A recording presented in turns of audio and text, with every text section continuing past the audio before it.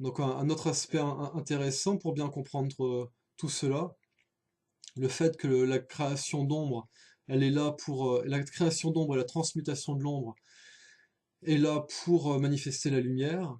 Donc il y a deux principes. Alors le premier principe, donc là je vais expliquer par rapport au fonctionnement de l'être humain. Donc en fait l'être humain c'est comme une bougie, c'est son ombre polarisée positivement qui permet à l'être humain de manifester la lumière. Alors qu'est-ce que c'est qu'une ombre qui est polarisée positivement? C'est ce que tous les êtres qui ont expérimenté l'ombre cherchent à construire, une ombre polarisée positivement. Mais d'abord, il expérimente en étant polarisé négativement. Dans ce sens ici, une ombre qui est polarisée positivement, ça correspond à cette prise de conscience de ce qu'est l'ombre, de en quoi c'est destructeur, en quoi c'est nocif. Une fois qu'on a cette prise de conscience-là, et que cette polarisation de négatif devient positif, ça s'inverse, et ça fonctionne exactement comme des aimants de même polarité. C'est-à-dire que c'est l'ombre qui est à l'intérieur de vous qui a repoussé l'ombre qui est à l'extérieur de vous. Donc c'est notre ombre intérieure polarisée positivement qui va repousser l'ombre extérieure qui est polarisée négativement. Par contre, quand vous avez en vous de l'ombre qui est polarisée négativement, et ben en fait ça va attirer l'ombre qui est polarisée négativement à l'extérieur de vous. Et de la même façon, quand vous allez projeter cette ombre négative sur l'extérieur, et ben en effet miroir, ça va vous être renvoyé.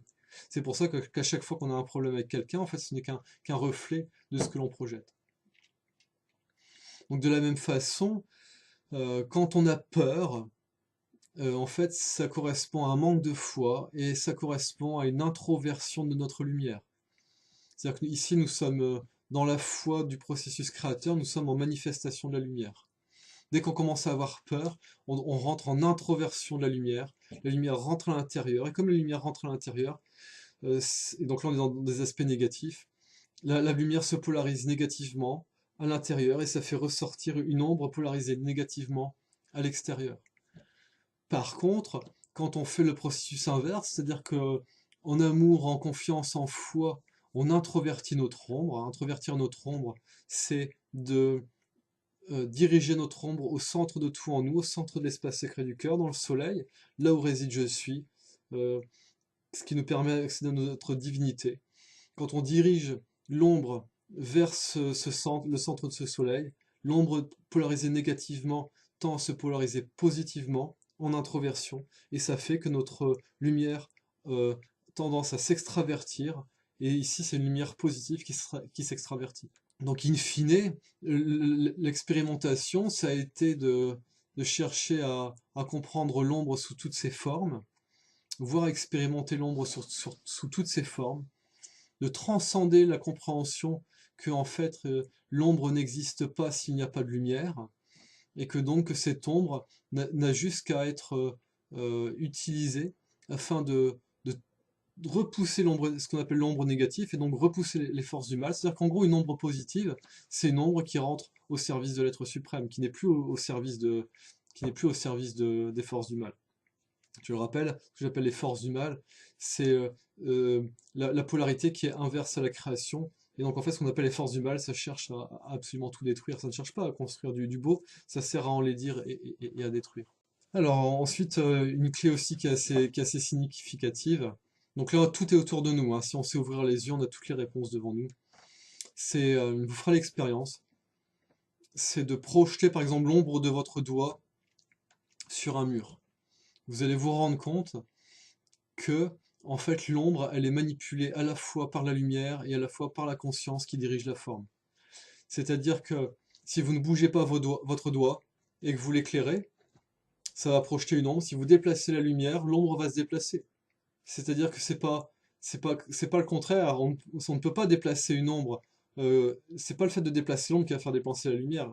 Non, ici on déplace la lumière et ça nous permet de bouger l'ombre. Et on peut aussi bouger l'ombre avec la conscience qui agit au niveau des formes. Et là, à ce moment-là, on va déplacer l'ombre en déplaçant la forme. Donc ici, vous voyez, ce sont les deux aspects. La lumière, c'est l'aspect de l'esprit. Le fait de déplacer la forme, de déplacer le doigt, c'est l'aspect de conscience. Donc ce sont les aspects d'esprit et de conscience qui en fait dirigent l'ombre.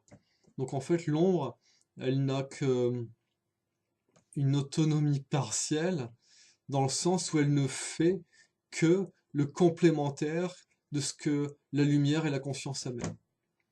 Donc une fois qu'on intègre bien tout ce que je viens d'expliquer, toutes les parcelles d'âme qui ont qui ont fait entre guillemets, des horreurs, qui ont été dans l'abus de pouvoir. Donc de cette perspective-là, toutes les parcelles d'âme qui ont été dans l'amour du pouvoir plutôt que d'être dans le pouvoir de l'amour, cet amour du pouvoir a fait grandir l'ego, c'était utile, mais quand ça a été trop loin, c'est devenu destructeur, c'est devenu des abus de pouvoir sur autrui, et un abus de pouvoir sur autrui, ça crée un abus de pouvoir pour soi. Donc de l'expérience de dualité, toutes les âmes qui ont fait ça, elles se sont rendues compte qu'elles se faisaient du mal en faisant du mal aux autres, et ça leur a permis de reprendre conscience de l'unité de chaque chose.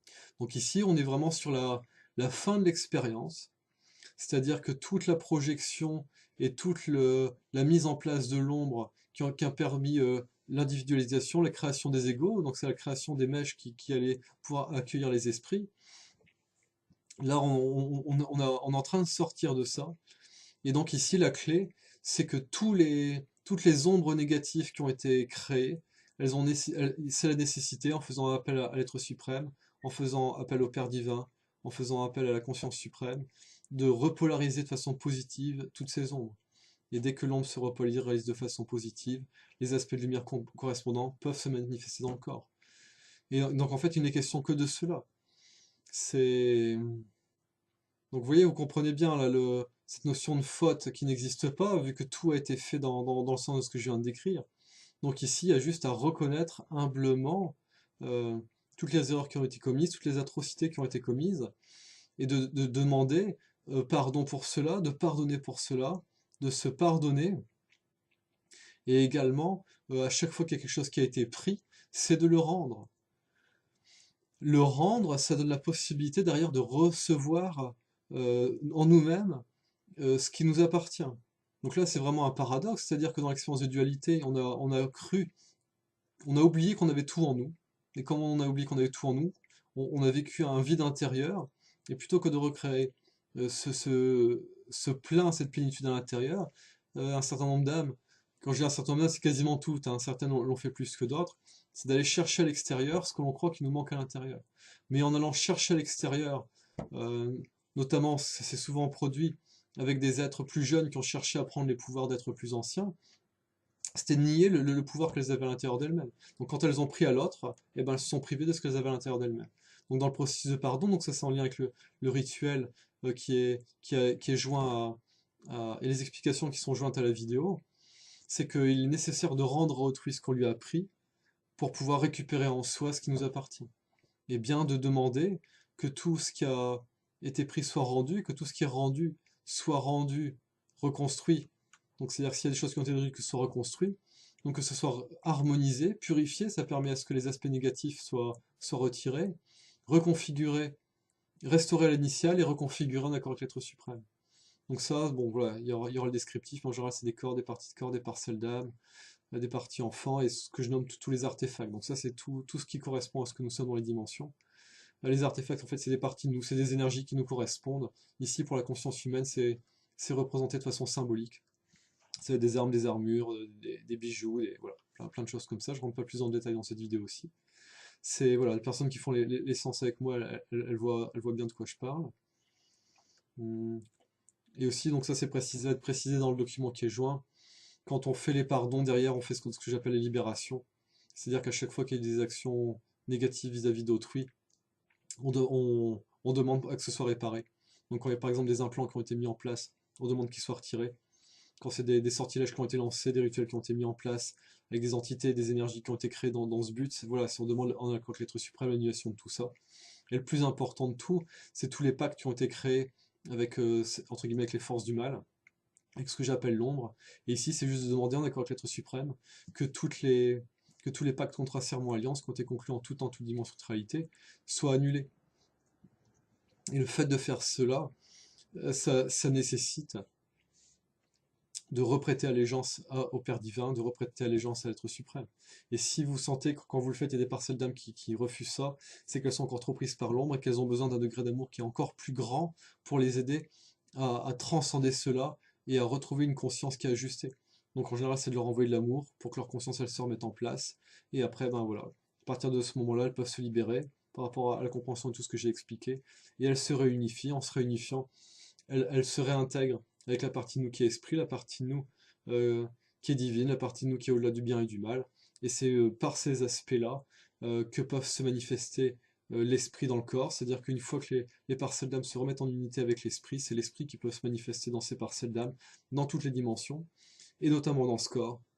Et comme ce corps il est fait pour connecter toutes les dimensions, l'objectif c'est de vivre l'éveil ici, de remettre en unité toutes nos parcelles d'âme dans toutes les dimensions, donc dans une certaine mesure c'est de leur permettre elles aussi de vivre l'éveil, et quand toutes les parcelles d'âme ont vécu l'éveil, l'esprit de ce que nous sommes peut se manifester pleinement dans toutes les dimensions, en conscience christique, hein. L'éveil c'est la conscience christique, ça correspond à la conscience christique, et une fois que ça c'est fait, derrière, on a vraiment le royaume de Dieu qui correspond au Père, qui peut se manifester dans le corps, qui peuvent se manifester sur Terre pour un nouveau degré de création.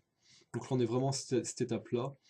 Et d'après ce qui a été annoncé, et ce que je peux constater, c'est comme la vibration augmente sur Terre, la lumière révèle l'ombre, c'est-à-dire que de quelque chose qui est noir dans le noir, on ne le voit pas, on allume la lumière, ce qui est sombre dans la pièce, maintenant, on va pouvoir le voir. Ici, c'est la même chose, donc ça, ce qui fait que pour un certain nombre de personnes, ça remue beaucoup. Certaines vont déjà le vivre à l'intérieur, et celles pour qui c'est moins facile de vivre à l'intérieur, il va y avoir des événements extérieurs sur la planète qui vont être une projection de l'intériorité, qui vont amener à des grands challenges, donc ça c'est expliqué dans l'Apocalypse selon Saint Jean.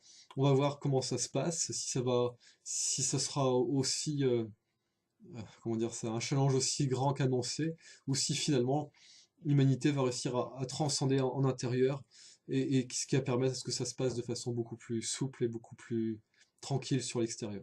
Dans tous les cas, c'est de toucher les aspects d'ombre qui sont en nous, les aspects de honte, de culpabilité, de non-amour, de comprendre que nous avons le droit de nous aimer en toute chose, et que cet amour inconditionnel, c'est vraiment, s'exprime vraiment par tout ce que j'ai expliqué dans la vidéo, à savoir que l'ombre elle a été créée pour porter la lumière, et que en fait, de ce point de vue-là, il n'y a jamais eu de problème, il y a juste eu une résolution à faire, quoi. C'est comme faire, j'ai l'impression de dire, c'est comme faire de la cuisine, quoi. On a une recette, on a des ingrédients, et c'est suivre la recette jusqu'au bout, et à la fin, on aura le gâteau. Ici, bon, là, voilà, pour l'instant, on voit pas encore bien où tout cela s'amène, mais d'après ce qui m'a été expliqué, voilà ce qui va venir dans le futur relativement proche. Ben, quand je dis relativement proche, c'est tout est relatif, hein. C'est des choses qui sont dans les années qui viennent, des choses ça va être dans les décennies qui viennent.